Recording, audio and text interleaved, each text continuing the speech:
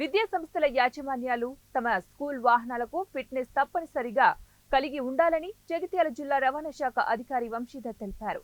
జగిత్యాలలో ఎన్ఫోర్స్మెంట్ టీంతో వాహనాల తనిఖీలు చేపట్టారు. నిబంధనలను పాటించని 3 స్కూల్ బస్సులు, 5 ఇతర వాహనాలు సీజ్ చేశారు. ఈ సందర్భంగా మాట్లాడుతూ జిల్లా వ్యాప్తంగా 464 స్కూల్ బస్సులు ఉన్నాయని, ఇందులో 300 వరకు వాహనాలు ఫిట్నెస్ కలిగి ఉన్నాయన్నారు. మిగతా వాహనాలకు కూడా తప్పనిసరిగా ఫిట్నెస్ చేయించాలని, అప్పటి వరకు అట్టి వాహనాలు రోడ్లపై తిప్పడం కానీ, పిల్లల్ని ఎక్కించడం కానీ చేయరాదన్నారు.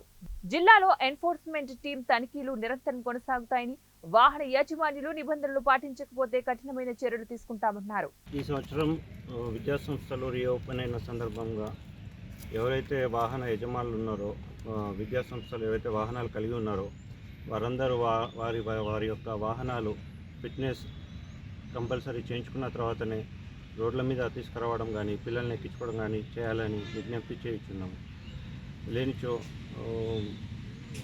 తీవ్రంగా కఠినంగా వారిపై చర్య తీసుకోవడం జరుగుతుంది. అలాగే స్కూల్కి సంబంధించిన ఏవైతే కండిషన్స్ ఉన్నాయో ఆ పిల్లల్ని ఎక్కువగా ఎక్కించుకోకపోవడము, ఓవర్లోడ్ కలిగి ఉండకపోవడము, driver licence minimum 5 years experience కలిగి ఉండటము, ఫస్ట్ ఎయిడ్ కిట్ వెంబడి పెట్టుకోవడము, బస్ వెంబడి ఒక అటెండెంట్ని కలిగి ఉండటము, ఇలాంటి తగు జాగ్రత్తలు తీసుకొని మాత్రమే బస్సులు రోడ్ల మీద తిప్పాలని స్కూల్ యాజమాన్యానికి విజ్ఞప్తి చేస్తున్నాము. లేని ఎడల చాలా కఠినంగా వారిపై చర్య తీసుకోవడం జరుగుతుంది. ఈరోజు ఎన్ని బస్సులు సార్?